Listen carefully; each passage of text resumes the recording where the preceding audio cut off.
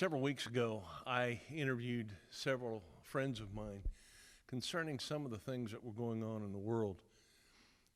You are about to see a video that I made with Jeremiah Johnson and Darrell Harris and Joe Jones, asking them some questions about race relations and things like that.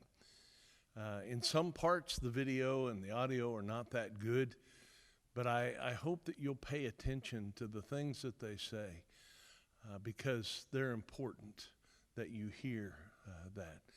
The racism is wrong regardless of who says and what is being said, and we need to make sure that we don't have that here at Southwest.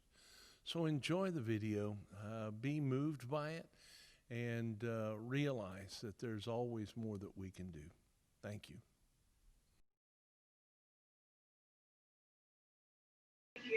Joe, how about you? Yes, I'm Joe. I know everybody that's I'm Joe. I've been to Southwest for 4 years. And I visited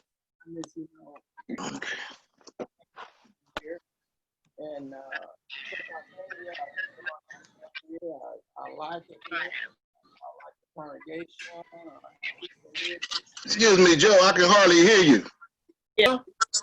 Yeah, That's better. Turn your hearing aid up a little. Joe doesn't have a loud like I do. I got a soft voice. I've been at Southwest, as I was saying, that you didn't hear me, about 4 years. And I visited here a few Sundays, before I became a member out here. And I visited. First, I wanted to see what the ministry was like, what he had to say on a Sunday morning. I would be able to get something that I could take away and feed off through the week. And I found that to be so, and I wanted to know what it was like to be in. And I found that, when I went to the Bible class study here, that the brother that was teaching the class, the way he taught it, and you just don't have one teacher, you change it about. You get a variety of teachers, and I like it. And I like the programs that they have here. My 2 grandkids here, and that moved me too. See the kind of classes that they had here for the kids. And the other thing was the overall worship service that's coming in, that you're going to hear the word. It's going to be out of here and you're gone. And I just like it. All right here for the things that we at Southwest. How about you, Jeremiah? Yes, sir. I'm Jeremiah Johnson. I was born and raised here in Omaha. I'm 24 years old. I have a fiance. She's also a member of Southwest Church of Christ, and she actually been there longer than me. Like attending and been a member longer than me at Southwest. I believe it's coming up on a year or so since I became a member at Southwest. My dad, he was a preacher. He was the minister at North Omaha Church of Christ for, I want to say, about 23 years, I believe. And he retired about 3 years ago. My mom, she was a school teacher at Omaha Benson, and she retired not too long ago as well. And I've been in the church for my whole life since day one. So. All right. How about you? Well, I'm Darrell, and this is my wife, Tanya. I was born and raised in Omaha, Nebraska. She's from Denver, Colorado. We have 9 children between us. Let's see, all of them are members, I believe, except one. We have 29 grandkids. So I need some help. So 29 grandkids. I've been in the Lord's church since 2003. Originally, I was in the Baptist church for years, and kind of like most people, once I got out of high school, went to the military, didn't find a need for church, so I didn't go. And actually, I didn't start attending service on a regular basis till probably about a year and a half before I met Tanya. So I was down at local Baptist church here in Omaha, Nebraska, Paradise. So I was asking them some questions. They really didn't give me the Bible answers I was looking for, so I was kind of searching. And then I ran into my future wife at a Walmart of all places. And she told me about the Church of Christ, and I was like, y'all just don't have instruments. I thought that was the only difference. And then I went over here to 4th Street, and brother James W. Tinsley, that brother was putting that book, chapter, and verse, and they said, I was in the water. And after that, just been, working and, growing each year, trying to be a better Christian I was the previous year. For me, it's all about Jesus. It's all about, the work that it.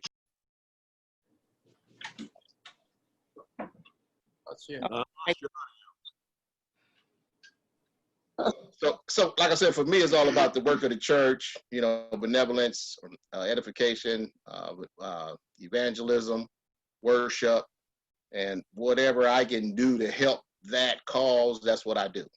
So, I'm just a brother in the church striving to make it home. Tanya, you have anything to add to that? Not too much more. Just like Jeremiah, both my parents were Christians, so I was raised in the Church of Christ, so I don't know anything other, which is a blessing. I think that's Okay. all I have to add in that regard. Well, let's start off with a question, and y'all can, order you want, just speak up. What's going through your mind right now with all the events that are going on, all the things that have happened?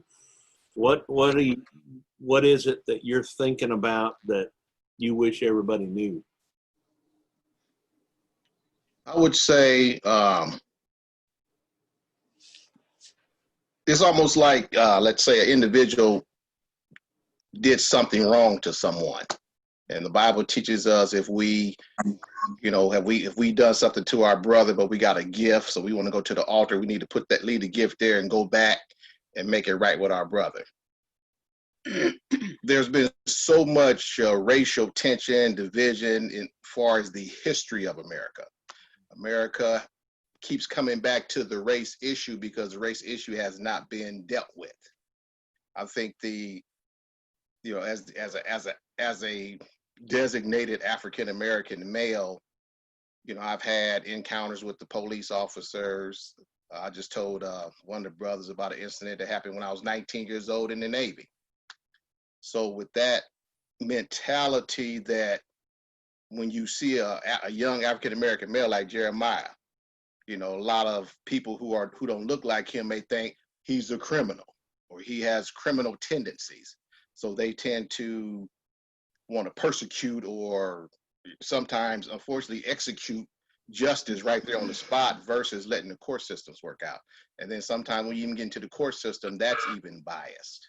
So I think it's at a time now where people have been dealing with it for 400 plus years. And in my heart, the system of America needs to address that race issue, the slavery issue, the white privilege issue. I've heard a lot of people say that. I had a coworker tell me that just last week, about white privilege. I told her it was a lie, didn't make no sense to me, because God is not a respecter of persons. So I say all of us who proclaim to love the Lord, who proclaim to be a child of God, who proclaim to be a Christian, we already know God is not a respecter of persons. We ought to esteem others higher than ourselves. When a man think he's something when he's nothing, God will rectify that. So all these things that the Bible teaches, we need to just implement those things. Teach those things from the pulpit. As a minister, you can teach those things from a pulpit. I put together a lesson and hadn't had the opportunity to preach it. It's called "Why Did God Make Everybody from Dust and Not Dirt?" And the simple analogy is because you got different grades of dirt, right? But dust is dust. You don't bag dust. You don't sell dust. You wipe dust off your house and you throw it away. Dust is dust. So that's kind of what's been on my heart. That's some conversations I've had with people around the house. I just think we just need to address that issue as a collective group. Maybe like they did in South Africa with the reconciliation and truth forum that they put together. Say, but raising Black children, this is what we have to tell. Okay. How about you, Jeremiah? I would have to agree with what everybody said. I guess the frustrating part about it is how it just keeps happening. Like just over and over. How you'll just hear like a different story every day or every other day, and how it just keep on happening. And so hopefully things will get better, and hopefully things can change. How about you, Joe?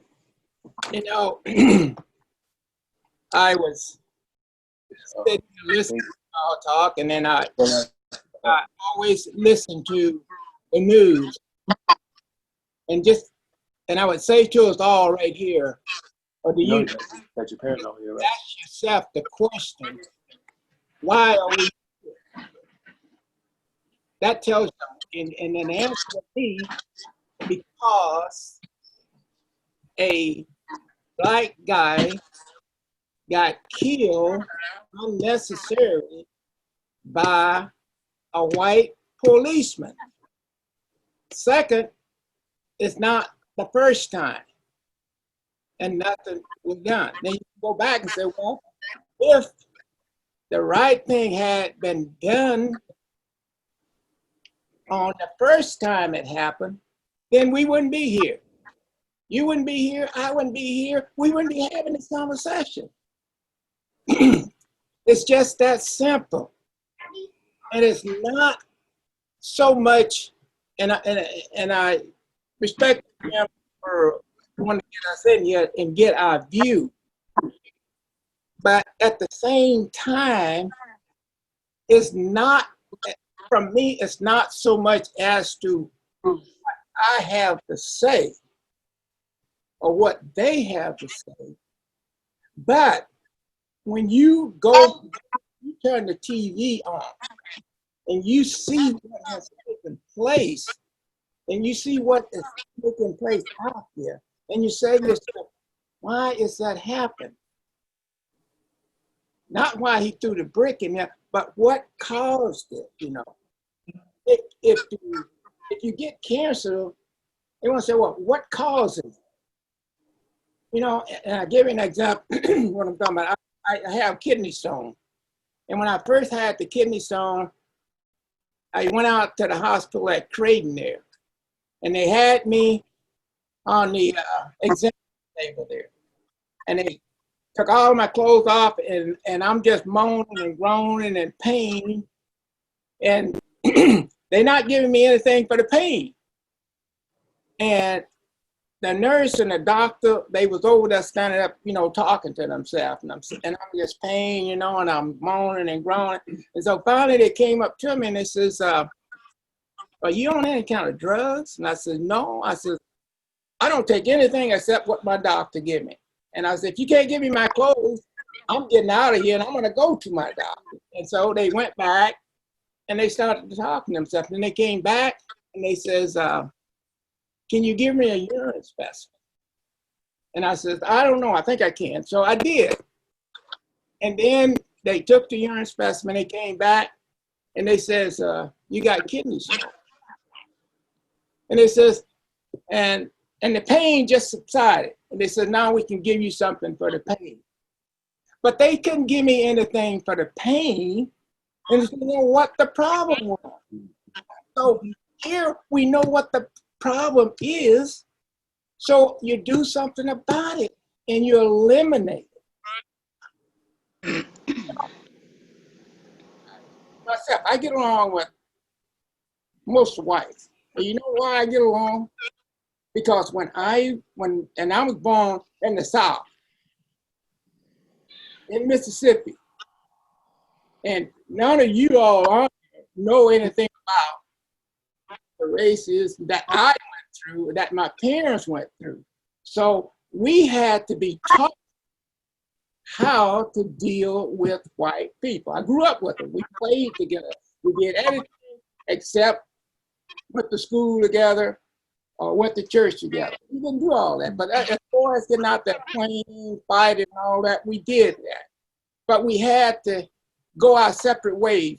We wasn't allowed to go into a restaurant and eat with them. But I was taught how to act in there. The point being is that I don't think that the white people in general know really how to deal with the black people. And in order for you to do that, you're gonna have to do the same thing with the black as you do with the white. You're gonna have to associate with them. You're gonna have to travel with them. All of the things that you do with a white person, you gotta do that with me in order to get to know me. And you can't know me by seeing me once in a while. The way you get to know me is by what you're doing with me. Take for instance your wife. You thought you knew her when you got married to her, but when did you really learn her? When you got married to her and when you started to living with her. You got to seeing her when she was happy. You got to see her when she was unhappy.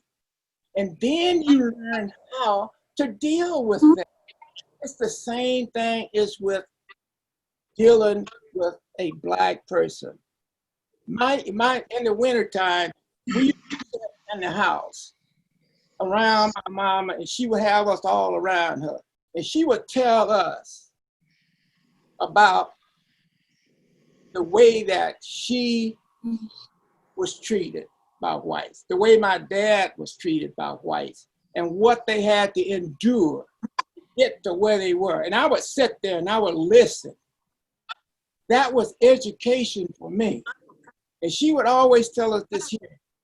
And the reason why I don't look at you and hate you for the color of your skin because of what someone looked like you did to the black race.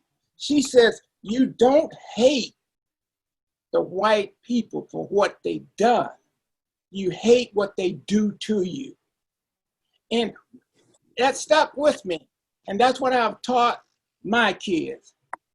And that the same thing is what you educate and educate your kid, your daughter. You have a daughter, right? Your daughter on what you tell her and how she is to treat other black people in general, letting her know that she is to love them, she is to care for them, the same as she do any white. Now, sure, we have preference. There are some whites that I have more respect for than others. Why? Because I have that relationship with them. That's what you have to do. And your job is a tough job.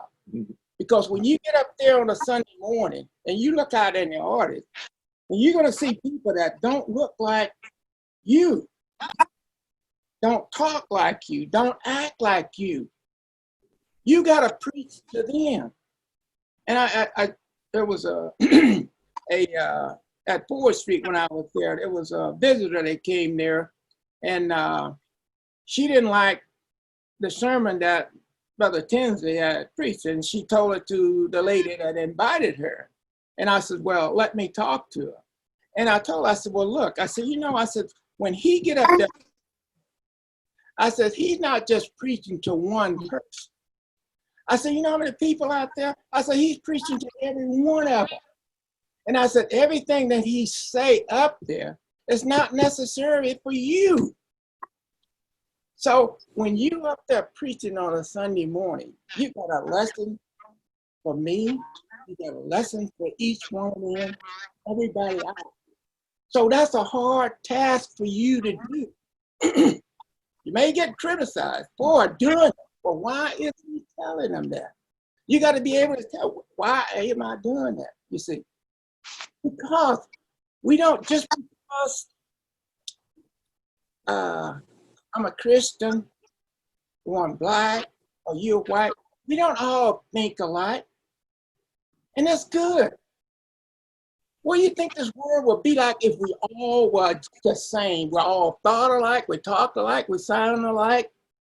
God knew what he was doing, and that's good because it got us to where we are. And I went through a lot of things in this series.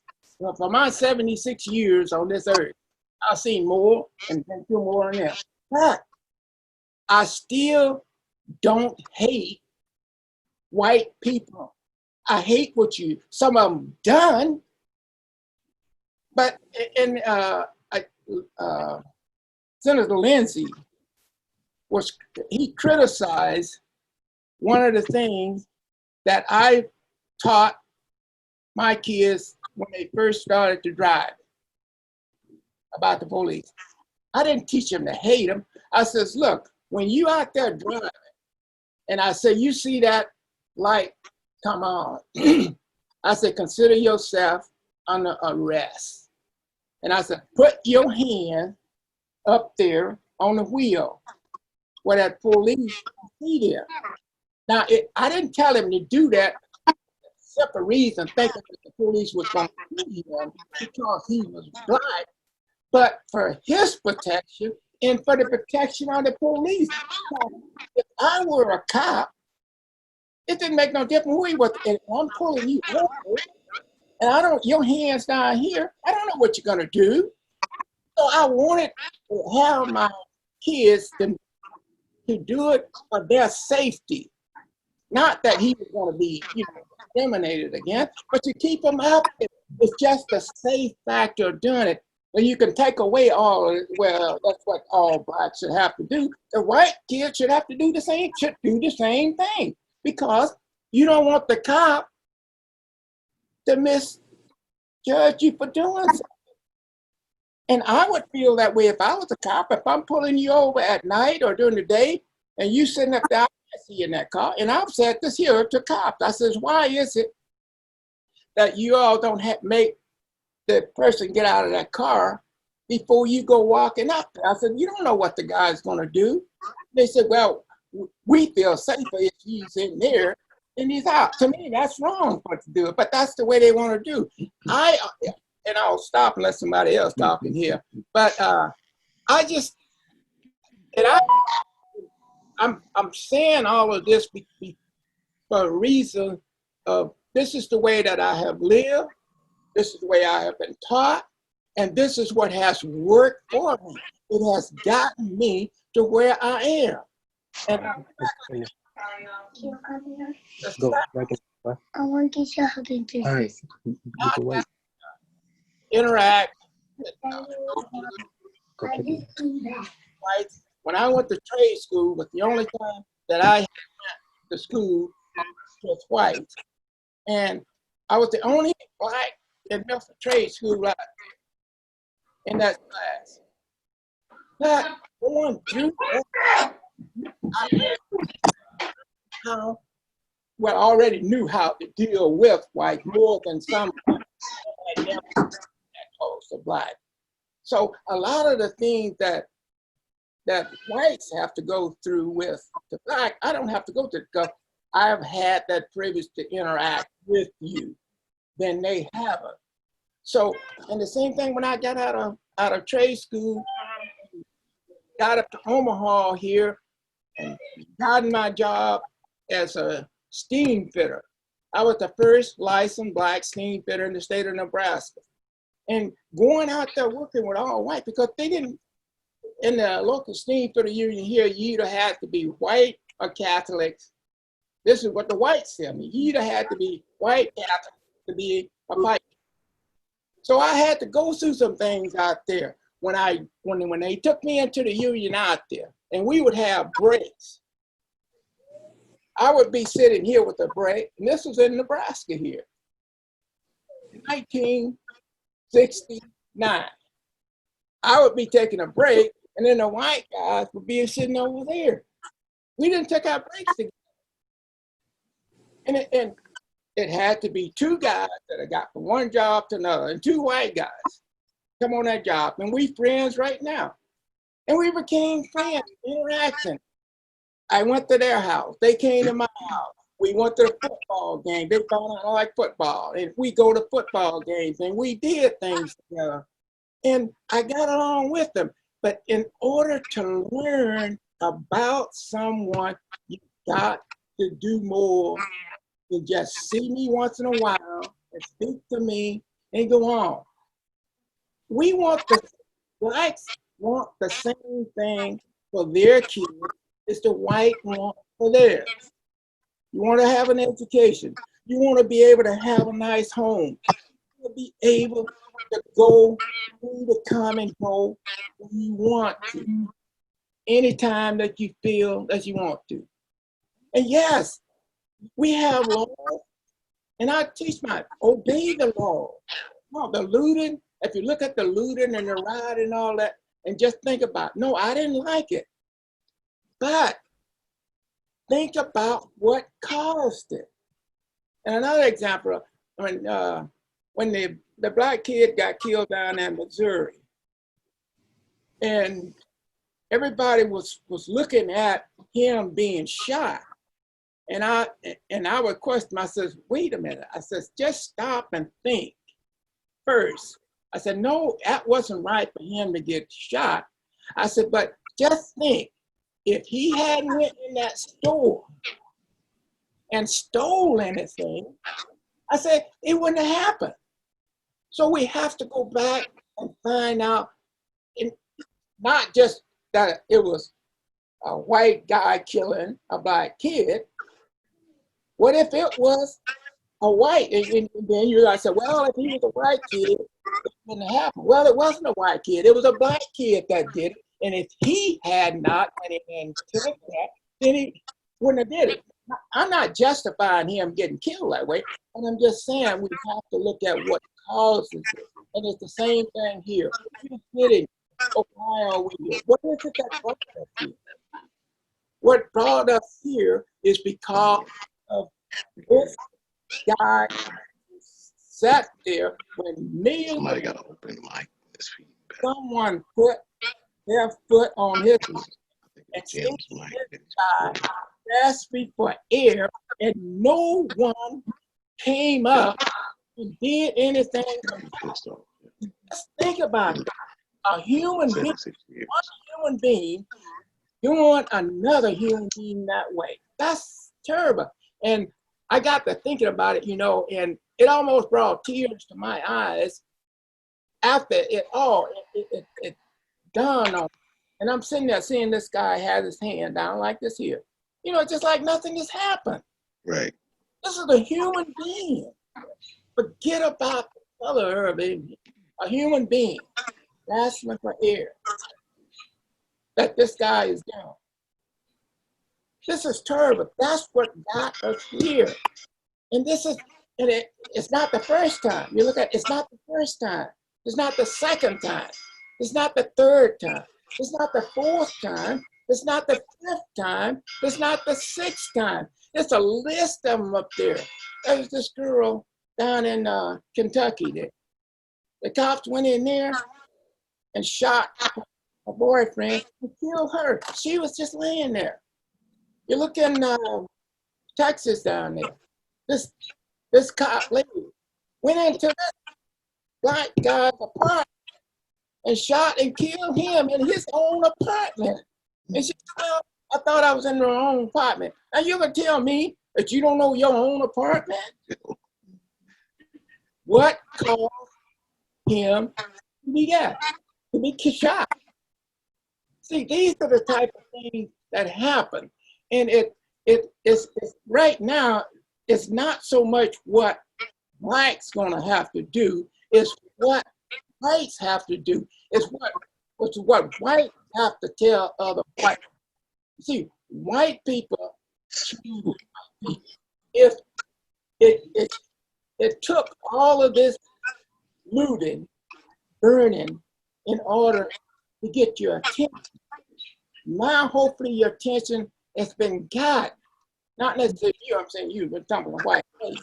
It's that you, I was down, and I'm from the South, and I was traveling down South, and I checked in my hotel. This was a couple of years back, and I got in there, they was playing the Selma March. Now, I remember, some of you probably remember the Selma March. I remember the Selma March. And they showed on there when Martin Luther King was going to travel from Montgomery, from Atlanta to Montgomery there, and they had started to make a couple trips, and then Martin Luther King canceled because of the threats. And it was, I think, 4 minutes, police and some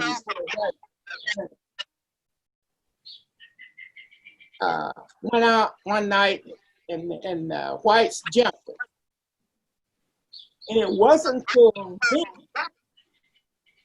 that because of those 4 white police that got attacked, that he went and joined in with Martin Luther King, that they went forth with that bridge. My point being is that whites will come around a lot quicker if they hear it from you. They gotta hear it from you. What you tell one white and what that white tell another. Yeah, we get together and we talk among ourselves. Blacks, we talk about what happened. I'm telling him what happened to me. He's telling me what happened to me. That's good for us. The same as it be for you, other white, and then talk about it. But you can't talk about to other whites that you don't know. But this, Jim, you know, you see it on the TV. We look at the president that we have here, and you think about some of the things that he get there and he say, and you know that the guy is the president of the United States. And he didn't just wake up one day and got to be president. He was put there. By who? It wasn't all black that put him there. He had to have white people put him there. Well, why did they put him there? There was a reason for them putting him there. You look at what he's saying right now. If you love, then you will get it, and you will condemn the thing that he says and he does wrong. The same as it is if I burn something down and get on me. If that's wrong, it's wrong. Wrong has no color. It's just as wrong for the president of the United States to sit up there in the White House and lie and cause more white people to think, feel about black people as either. But who can change that? You. The white people can change that. Civil rights wasn't changed. All of the laws wasn't changed just for white. You know when it was changed? When white people joined in. You know who was the civil rights bill? Who made it happen? A white president. This is what I'm talking about. This is what it takes to take white people to help change white people.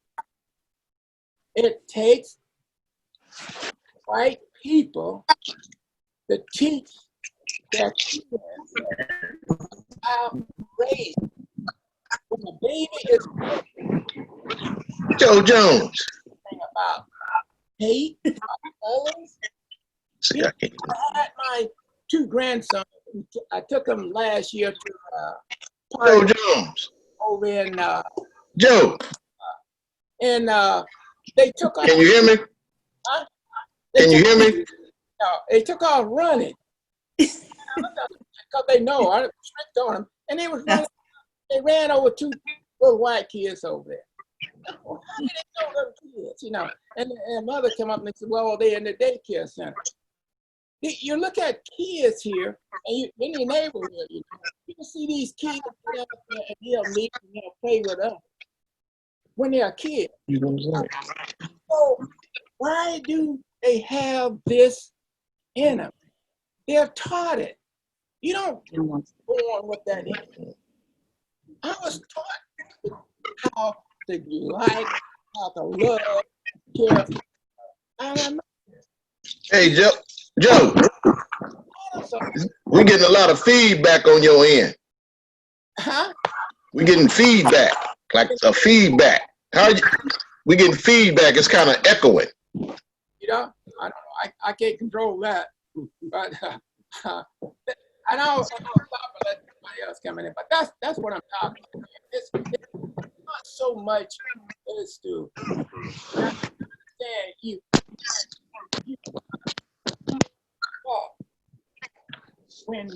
When we start back to having service, there is going to be a tough task for you. The work is cut out. Because you're going to have to get up there and face people that look like you, more people that's going to be looking like you. And it's what you tell them that when they leave this building and go back home and go to their job, what are they going to tell them? And they might not know, but you are an ambassador for God. You hold, you're not like the president just waving that Bible. You open it, you read it, you know what it says. You know what God says in there. You're not doing it for show like the president was. And what you tell us, what we are to do when we leave this building to other human beings that may not look like us, may not act like us, may not talk like us, how to treat them. That's what is important. And it used to be said that on Sunday morning, the churches was one of the most segregated places in the country. Yep, 11 a.m. Sunday morning. But, and that was, and all of the people in there, what were we there? Who did we go there to? Supposed to have been serving God. And you're gonna tell me that was pleasing to God? That you come in here worshiping to me, but you hate the person that you're gonna leave here and go to work with tomorrow that don't look like you? You think less of him than you do the one that looked like you? Is God gonna have a white and a black heaven, or a Mexican or Indian heaven? Those are the things that needs to be sold from a white person to a white person. From white people to white people. That blacks are already crying out. You can hear it. You can turn your TV on. You can see it. You know. So I'll stop there and let somebody else. I really want to hear from you some of the things that you've had to go through. Joe's kind of filled us in. What kind of experiences? You mentioned something, but you never really told us exactly what it was. But what kind of things have you had to deal with? You talking about just like in general, or just based off race? Yeah. Okay. Well, I shared a story about when I was 19 years old. I was in the Navy. I was stationed out in San Diego, California, and we had just come off of a world cruise, USS Carl Vinson. Me and my buddy, his name was Eric Hall. He was from South Carolina, and he had just had his brand new Monte Carlo SS shipped from South Carolina to San Diego. So we went down to the base. It was a base in downtown San Diego, like the main base, but our base was kind of like from downtown to, let's say, Bellevue. So we went down there and partied a little bit. We was dressed to we was clean that night, and so we met some young ladies, and we were going back out to the base, and we stopped at I think it was a quick shop, 7-Eleven or something. So we stopped there and we grabbed some drinks, got back in the car, and I was driving, got back on the interstate, headed out to the base. So I'm driving, and then, like a small, still voice came to me and said, "Slow down." So I slowed down, and I was about 53 miles an hour. As soon as I got to 53 miles an hour, the sirens went on. It was a cop car in front of the car, one on each side and one behind. And they pulled us over. All of the police officers got out their vehicles with their guns. You can hear them with these guns. And I'm thinking, oh my God, what is going on? So I told everybody in the car, I said, please don't nobody make any sudden moves. So they got us all, took me into custody, driver, get out, blah, blah, blah. Took me and the other 3 occupants into custody. They're just going through the car. And I'm sitting in the backseat of this car, and I'm looking at this other police officer who's standing next to me, and he got this scowl on his face, like, he wanted to jump on me. And I'm looking at him like, okay, y'all stop me. What's going on? So finally, I guess the lead officer comes back and said, sorry for the hard stop. I said, so what's going on? This is what he said. He said, we got a call of a robbery at a 7-Eleven, a quick shop, wherever we were just at. And the description was 2 young black men with long ties in a black car. And I looked at my long tie, looked at the black car, looked at my buddy, and I said, okay, but we didn't rob anything. He said, y'all have a good night.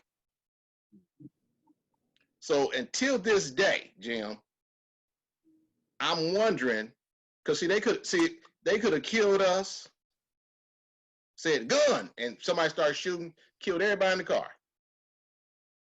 And then said, oh, well, we thought they were involved with the robbery. Maybe planted a gun in the car, who knows? Police have done those type of things. This is 1983. So until this day, 2020, now that I've recalled that, and that's just in California. I got several of them right here in Omaha, Nebraska as well. But that one kind of bothers me the most because I was still young, and I was optimistic about you should work hard and get an education, you do the right thing, you can get ahead, and all that stuff that they told me.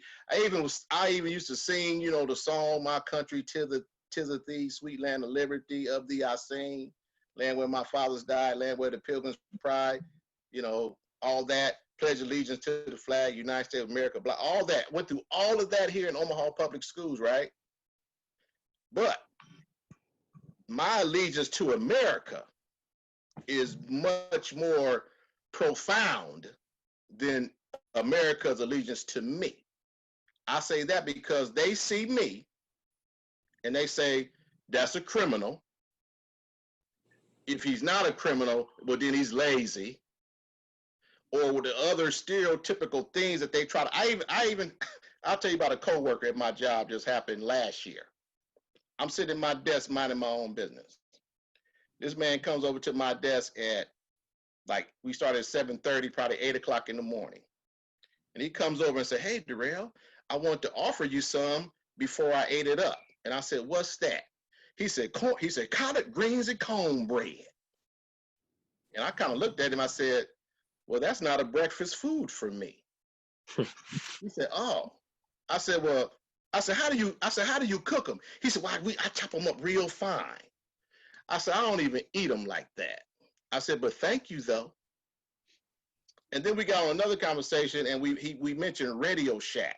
Everybody remember Radio Shack, the store Radio Shack? So I said, I think there's a Radio Shack down there off of 30th and Dodge still. He said, oh, that's the ghetto. So I asked him, I said, dude, when was the last time you've been down there? I said, they got $1 million condos. That's what Mutual of Omaha put all that money. I said, that's no ghetto. They may have some lower income people sprinkled in there, but I said, you and I can't buy no house down there. And then I got a phone call. I said, oh, gotta go. He stood there, Jim, for probably a good awkward 15 seconds with the dumbest look on his face, with his collard green and cornbread in his hand. He tucked his tail and walked away from my desk. And don't you know that man didn't speak to me for 2 weeks. 2 weeks. Because the reaction he thought he was going to get, he didn't get. Why? Because I'm like Joe Jones. I know how to deal with, I say Caucasians, white people. I know how to deal with them because I know they may see me and have a image of who I should be based off what they've been told by their parents or someone else. But see, I don't have to conform to their image because I'm made in the image of God. The Spirit of God dwells in me. He doesn't give me the spirit of fear, but of love and of the power and of a sound mind. So I walk and I talk as a man. I mean, I could go as a black man, but you can see that. So my thing with all of my colleagues, I don't care who they are, from the owner of the company down to the janitor, whenever you speak it to me, as long as you talk to me as you know you're talking to a man, we have no issues. If you come to me with that white supremacy stuff or what you think black people should be like, well, I don't want to hear that mess. Get out of my face with that. I don't want to hear it. That's why I'm so glad now that I'm working at home, because after that George Floyd incident, I'm gonna tell you, I was heated. I was upset because I worked with some Trump lovers. They love that man to death. I think they got a picture of him before they walk out their house. They kiss it every morning. I'm telling you, that's just how much in love they appear to be with this man. So I'm glad I'm not there to even have to interact with them and even entertain any of their ignorance. And just like Joe Jones says, you know, the black people, done marched, we done died, we done cried, we done been enslaved, we done been Jim Crowed, we done been segregated. All these things we've already been through. The ball is now over in white America's court. And the great God of heaven is watching. He watching. Because remember, he gonna reveal all things. Because just like Joe Jones said, you read that book, you understand that book, you preach and teach from that book quite well, I may add, because I do love to hear you speak. I love it. You are an inspiring speaker. You know, you done welt my eyes up I don't know how many times. You stepped all over my feet, and I appreciate that. You've also have said some things that my wife and I were going through, and you saying it was just God signifying that he heard our prayer. Amen. Man. I don't have no hate towards nobody. When people get around me, Jim, I want them to feel love coming off of me. I want them to feel acceptance coming off of me. Now, if they don't reciprocate it, you know, I'm cool with that too. I can discern it as long as they're respectful. I can kind of, talk with them a little bit. But when they get beside themselves, I ease on the way because I don't want to entertain those type of that type of energy. If you know what I'm saying, I don't need that energy around me. So those are just two incidences. I mean, I have several instances of just like driving while black, walking while black. And this is the 80s and 90s, with the gangs in Omaha. I wasn't part of that. And still I was profiled, pulled over, followed, it was just nonstop. But I thank God that he had his hand on me, that I'm still sitting here today. Because I could have easily got murdered by a police officer. The first time was at 19 years old. So yeah, the ball is in white America's court now. We've done all the stuff we can do. Like the sister Coletta said, y'all got to get it. It's got to click in your mind that, man, I am not better than that person just because I'm white. I need to, because God is not a respect of persons. It's in all the scriptural things. And those who are not spiritual minded, then you need to talk to them in the natural mind. What makes you better than anyone? I had a guy, and I'm gonna stop here. I had a job, I used to work at Vickers, nice plant up here off of 72nd and Sorensen. But anyway, I walked in just minding my own business. White guy came up to me, he said, "Oh, who do you think you are?" And I was looking at him like, "Do I know you?" He's like, "You walking in here with your chest all out, what's going on with you?" And I said, "Dude, get out of my way. I'm going to punch in. I'm going to work." So I'm at my machine working. And I noticed he over here talking to one of the co-workers, white guy. Me and this white guy have been cool. We laugh, go to lunch together, all this stuff. But he over there, I don't know what he's telling him, but now this guy has an attitude with me. Story short is, I caught the first gentleman, the white guy, who asked me what I thought I was doing, who I think I am, and so on and so forth. So I called him on the side. I said, "Oh." He said, "What?" I said, "Man, you've been listening to your granddaddy, huh?" I said, "You've been talking to your granddaddy about how when a black man talked to a white man, he looked at his shoes. He couldn't look him in the eye." I said, "Those days are long gone." And I got real close to him. I said, "You will never experience that." I said, "Now you can do one of two things." I said, "Either we can be equal or I could be superior." See, I wasn't a Christian then, but I still was a man, and I wasn't going to allow anyone to tell me how I should feel about myself. And I digress from there. What about you, Jeremiah? Yes, sir. I can think of one. I work at a barbershop. It's called Red Hot Barbershop. It's on 61st and Ames, and there was a client that came inside the barbershop, and he found out what type of car I drive, and he was a white guy, and he asked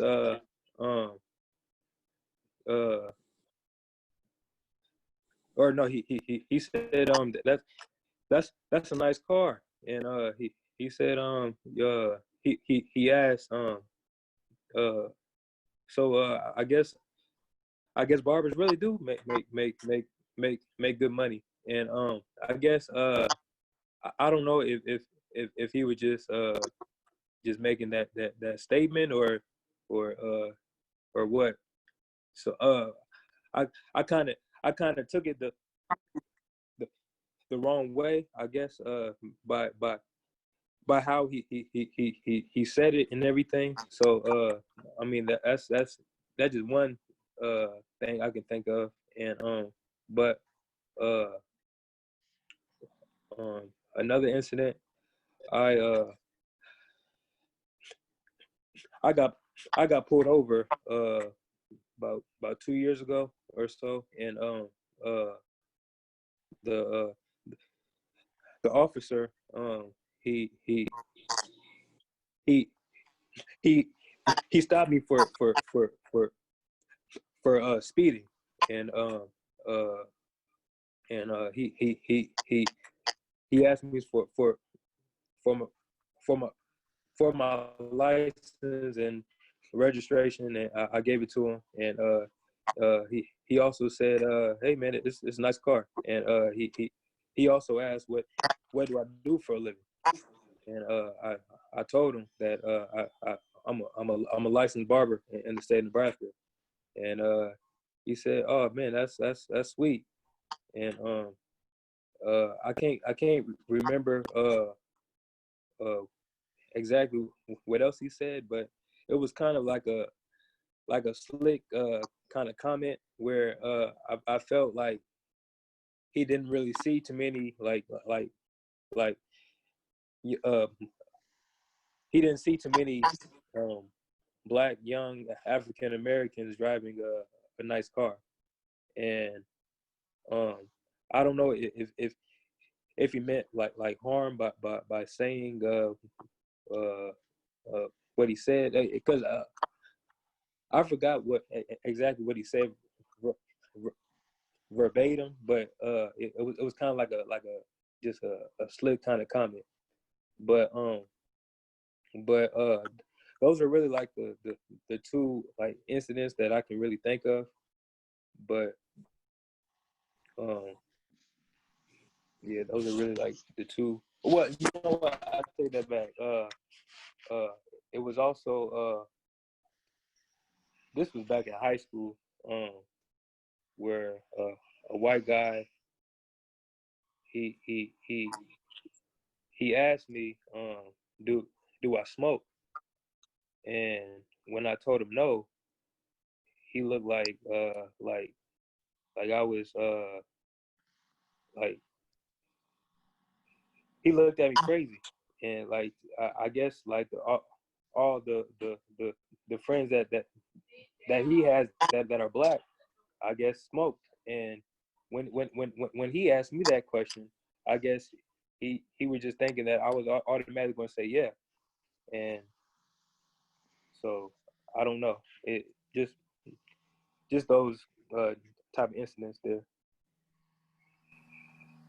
I don't want to take up all your time tonight, and I appreciate your honesty, but I've got really one last question, and that is, what can, and Joe's kind of alluded to it somewhat, but what can we do as a church to make things better? And let me ask this question, and this is a dangerous question, at least to me, and that is, have you felt the discrimination in our church? For me, I haven't. If I had, I wouldn't have come here. I guess, speaking for myself, it's, as for me, I don't really, when I walk in, I'm not looking for that. Mm-hmm. You see, sometimes when you're looking for something, you're going to find it. Yeah. When I come in, how you greet me gives me the impression of that. Mm-hmm. You know, and that's what what are you saying up there from the pulpit? You know, what are your sermons about? That's what I'm looking at. I'm not really paying that much attention to trying to seek and find that there. Mm-hmm. And it's because I have traveled and I have interact with white. And if you were to see me when I'm out, the thing that I would say to other whites, Mm-hmm. and the thing that blacks would hear what other whites say to me, they would be in a fight. Mm. Why is that?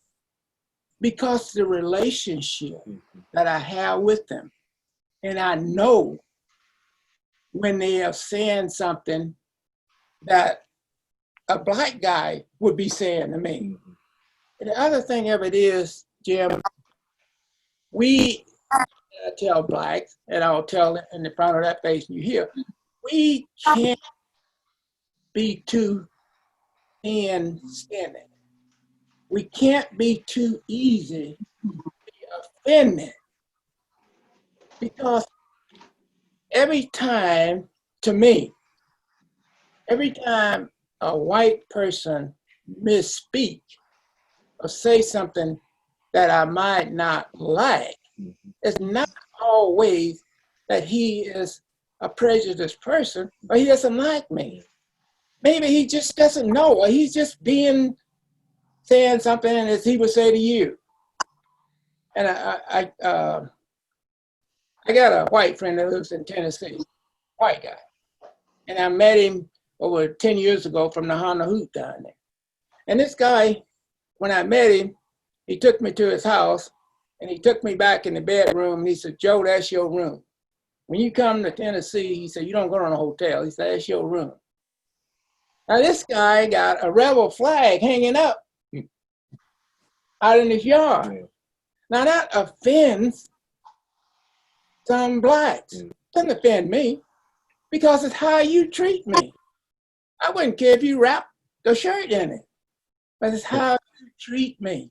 But that offends some blacks. Me, it doesn't. So, this is what I'm saying. You got to get to know people, and then you can communicate with them, you know. But if you don't know me and you hear me talk, you're looking around, what's the guy talking like that? And when I was working, I'd go on jobs. I'm the only black to all of my trade, because there was no other blacks there. And I got to know guys, and I'd walk in there and nothing but white guys. And I'm saying things to them that probably if some black guy was saying it out there, he'd probably got killed. Because I know the guys. They know me. They know when I'm kidding and when I'm not. So that's what I mean in getting to know. You got to know when a black person is not a threat to you. And I tell all blacks when I'm telling them, when the police pull you over, don't show that you are afraid, because why should you be afraid of me? And I don't be afraid. There are things that you have to do that's common sense. That is to respect them. You don't make any unsafe moves. For him, incident happened to me a few years back. I was out on 150th and Center, Blonda, now Maple Street. And it was that like 10 o'clock at night. Now, you know all the lights that I got on my motorcycle, which is illegal, but I didn't know it. So this guy ran up beside me and all these lights were flashing. It was just like he's gonna hit me, you know. So I pulled over right at 150th in the turn lane, and he ran up to me and he says, "What are you doing around here with all of these lights?" And I said, "Hey, wait a minute." I said, "You don't have to scream and yell at me." I said, "If I did something wrong, you have the right to pull me over." I said, "But don't scream and yell at me just like that, you know. Where's the license? Give me your license." And I says, "Okay." I said, "My license is in that pocket over there." I says, "I'm gonna go and get them out." I says, "Okay." And I pulled it out. I mean, my registration. Yeah. So he said, "Give me your license." And I says, "Well," I said, "it's in my pocket." And I said, "Is it okay if I get off my bike? Because I can't get my wallet out on the bike." And he never would say, no, he just sitting there. I said, "Is it okay if I get off?" I said, "Well, I'm going to get off the bike so I can give you my license." So I got off the bike, I got my license out, and I gave him to him. And I didn't like the way he talked.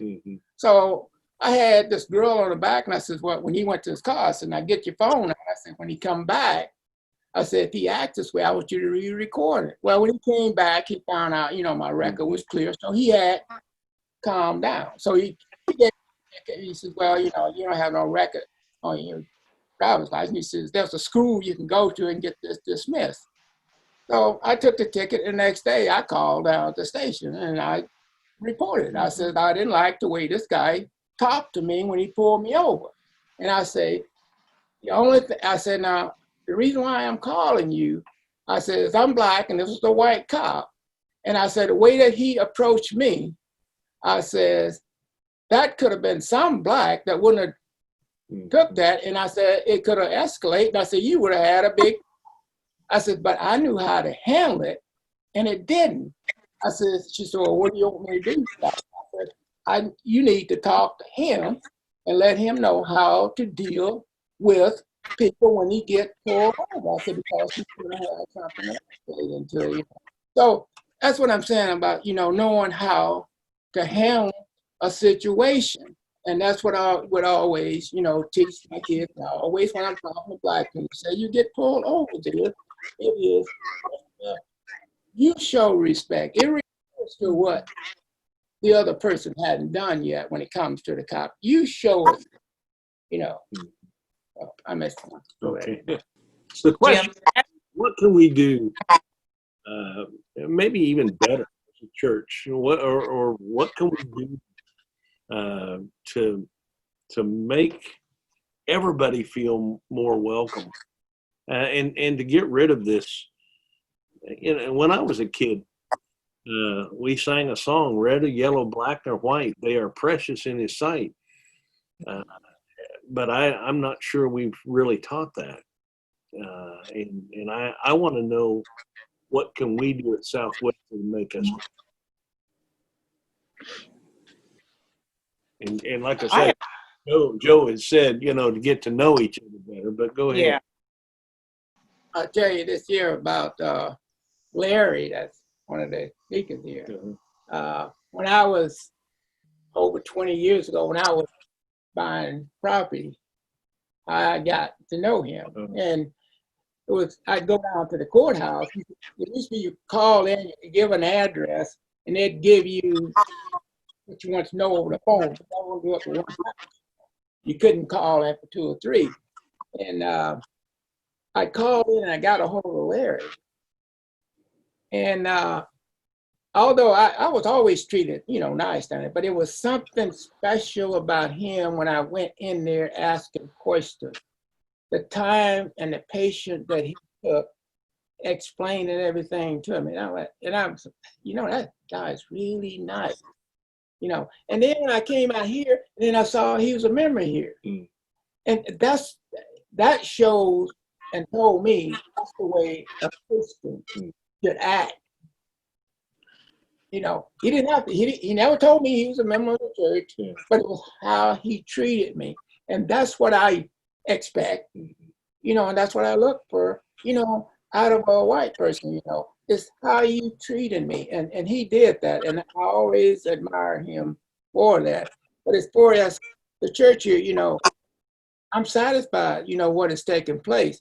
But what brings to mind is, because of what has happened, I think that might be necessary for you to maybe have to do or say something that maybe you haven't said in order, not necessarily for me myself, but I don't know. the white people that are here, Yeah. because they have questions, and they're gonna need they have something said, and you could just be that person to say that.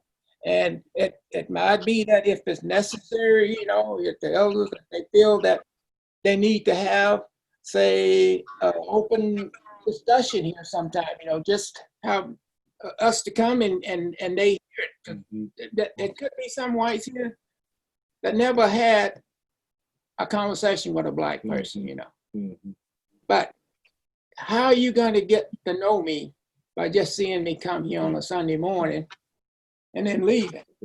But if you're sitting down with me and you get to talk to me, you get to hear me say what I like, what I don't like, and hear my views, then you know how to deal with me, you know how to deal with other black. Anything that will cause us to have a better relationship. All right, Darrell. I'll say this: if I ever do anything, say anything that's offensive or racist or anything like that, I ask that you let me know. So anyway, thank you all so much for taking the time to do this. You're welcome. Thank you.